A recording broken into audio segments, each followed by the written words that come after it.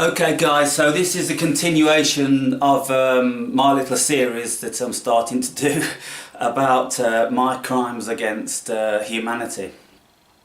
And this one was when I was about 8 or 9 years old. I'm in a junior school and my old man has just bought a house pretty well in a derelict sort of like condition, and he's just quickly sort of like got it livable, and he's brought us out of the children's homes. And so we're in the village and I'm at this new school, and I've been there not too long, but long enough to already be renowned in the whole school as somewhat of a troublemaker. Moi, I was a special needs kid.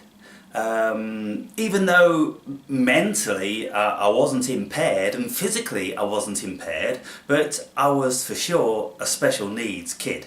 And I couldn't read or write, and I had to have special lessons outside of the everyday class, and so everyone thought, like, it was this kid, he's a real duffer, this new kid in the school, he can't even read or write. Oh my word. Anyway, so I used to have special reading lessons when the kids in my class were reading thick books with small words, and I thought, wow, that's brilliant. Oh, I wouldn't know where to start. I, on the other hand, used to sit outside the class with a special teacher which used to come in specifically to teach me, like a part-time teacher, and I would read Peter and Jane books. Peter and fucking Jane books. Fucking hell. Do you remember these books? They're by Ladybird, and they're about this big and they're about this thick, but 90% of the thickness of these books is the hardcover. So you got 2 hard covers, and inside you got about 10 pages with big writing and big gaps. Man, can you imagine the source of embarrassment that was for me?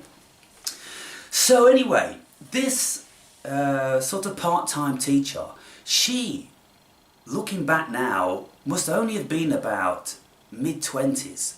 And she had fantastic form, long blonde hair. She used to wear these beautiful tight like pastel shade linen trousers, and she had the best arse I'd ever seen. I was 9 years old, but I knew that much. And so she had makeup on, and she was different to the other teachers. She was proper glamorous, and I used to have to read Peter and Jane to her. Oh my word. So anyway, I'm getting through these Peter and Jane books, and she could see that it was really, you know, rubbing me up the wrong way. And I'd be going, oh, like this, and cussing, and anyway, one day she brought some different books, and these books were a pirate series, and they were a bigger book, thicker, with smaller words. Lots of pictures inside, but wow, I was on the right track now. And she knew, obviously, the sort of guy I was. I was a little cunt with a good sense of adventure. So she brought these pirate books in. And I remember now vividly, one of them's called Frederick the Red. One was called Roderick the Blue. Another one was called Blackbeard, obviously. And so I used to read these stories about this swashbuckling and pillage and plunder. And oh man, it was brilliant. It was the most exciting, you know, time of my life in that school. So I had that experience.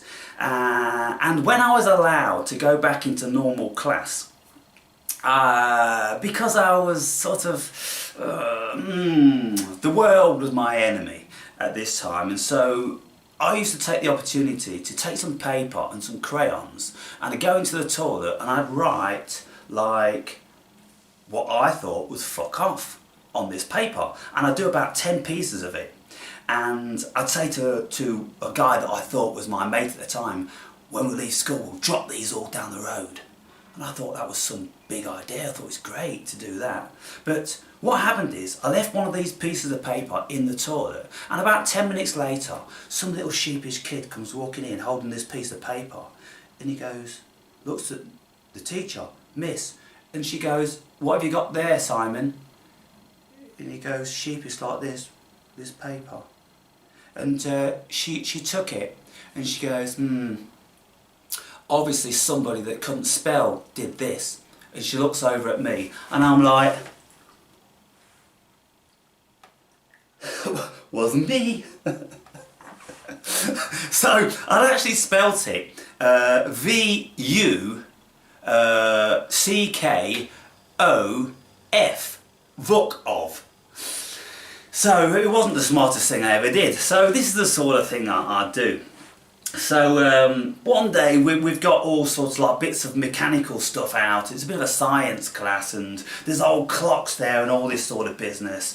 And I'm looking through all this stuff and I think it's great, all this old stuff. I love the old stuff. And then like get hold of this clock and like, you know, didn't work and banged it, twisted it, tried it, and just thought, well, this would be fun. And I threw the clock across the room and smashed it against the wall. And as it was flying through the air, I shouted out, "Time flies!" Smash bits and cogs and fucking springs all over the place. Of course, you know, I'm standing outside the headmaster's office again for being the little cunt I was.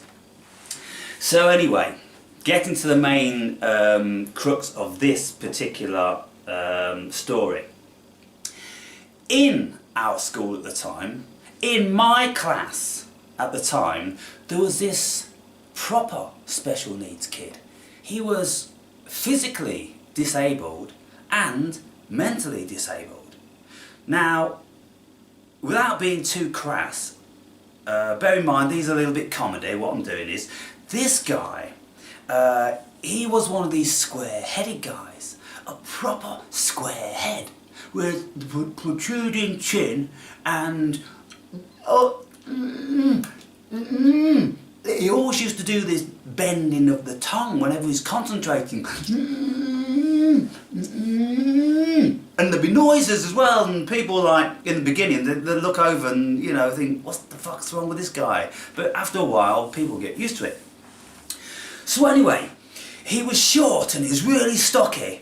And he had crutches because his legs didn't work. He had these built-up black boots, and they were high up here, like Nazi boots. And they had 4 chrome bars going up with a big strap around the top, strap around the bottom, and these chrome bars. And he used to come on his crutches, dragging his built-up boots behind him, like this, and everyone used to get out of the way, terrified of this freaking freak, this monster. So anyway, we're in craft one day, and we're making stuff, and it involves glue and craft knives and felt tip pens and all this stuff. He's sitting there, and we're on a square table, and we're using the stuff. And there's one craft knife on the table. And he's been like that for about freaking 20 minutes. And other people wanted to use it, and I wanted to use it. And I said, you got to share that craft knife. So anyway, I'm looking at this craft knife, and I thought, I'm going to take the opportunity, and swift as a fox, I'm going to have it. So I thought I saw this opportunity whereby I could grab hold of it. And so I launched over to grab hold of it. But fuck me, this guy was fast. Bang, his other hand went down. His fucking tongue went back. And I got hold of it like that. And he got hold of me. And I was like, fuck. I've woken up the fucking son of Frankenstein, and I'm trying to pull my hand back, but I couldn't get hold of it, and this fucking knife's in it, and I'm like, what the fuck? And so I put my other arm on top of it like that, and then we're wrestling, and it's going around the fucking table like this, and he's like, and I'm like, oh fucking shit. And these metal poles on his legs, they're banging against the metal fucking poles of the table and the chairs. And it's going ching, ching, ching, ching, clang, ching, ching. And I'm, oh, fucking shit. And going like this. And I'm looking around, where the fucking hell's the teacher when you need one? The only time I needed a fuck on, there's no teacher to be seen. All this business. Then, all of a sudden, right, in comes the room. Aaron Berry, let him go this minute! And I'm like, fucking, I would if I could. I fucking would if I could. And anyway, I couldn't, and so, like, she comes up and she gets between us and she's trying to get him off, and I'm like that. And I'm thinking, oh, I fucking can't let go now. He'll fucking give it all this. And I'm like, fucking hell. Eventually she tore us apart and she said, get down the headmaster's office this minute. Oh, she was furious, and he was fucking, he'd lost it by this stage, and everybody in the class was terrified. And they're looking over, and I don't know what they're thinking of me. They're thinking, are you mad to take that guy on? He was as strong as 10 men. I thought, my God, I've never experienced any strength like that in my life. He would have torn me apart with his bare fucking hands. My God, probably being saved by the teacher I was. So I was outside the headmaster's office, and then she comes storming down, and she went in the headmaster's office, and she was in there for about 20 minutes, and I heard raised voices and everything. And anyway, she comes storming out, then he comes out slowly, and he says, come inside, Aaron. And he was an old guy, and I sat down. He says, what have you been doing? And I said, I wasn't doing anything. I just wanted to borrow the craft knife. You attacked a physically and mentally handicapped student. I never! I just wanted to borrow the craft knife. This is very serious. He started writing shit down. Anyway, this shit he wrote down was a letter for me to take home with me because I'd been suspended. So that was just one, many occasions whereby I was the fall guy. Was it my fault? I don't think it was my fault. I was just in the wrong time at the wrong place. Or wrong place at the wrong time. Oh, fucking hell. I will never forget my fucking altercation with the son of Frankenstein. Terrifying. I was very, very careful in future to make sure that I didn't bite off more than I could chew with these people. And the only time I'd ever encountered one of these people before, when I was about 3 years old, and me and my mates, when we was living with my mother and my father, and at that time I was a proper street kid. At 3 years old, I was out all over the fucking city, in go-karts, stealing milk off of people's doorsteps and rampaging through the gardens and everything. And on one particular occasion, when we was in the town, we saw this invalid guy, you know, like they are, happy as Larry, and there was about 3 people round, 2 people pushing this old sinister black wheelchair from 1966, can you imagine? Sinister. And he was going, oh, that. And they're like, oh, trying to hush him down and get him into this van. And me and my brother and my mates were thinking, he's been kidnapped, they've drugged him, they've kidnapped him. You know, we couldn't understand, we didn't know he was mentally impaired. We just thought, wow, what the fuck? And that terrified us from that day forward. So, there you have it, guys. I'm about up to my 15 minutes, so I'll call it a day on this one, and so I'll be back with another. See you later.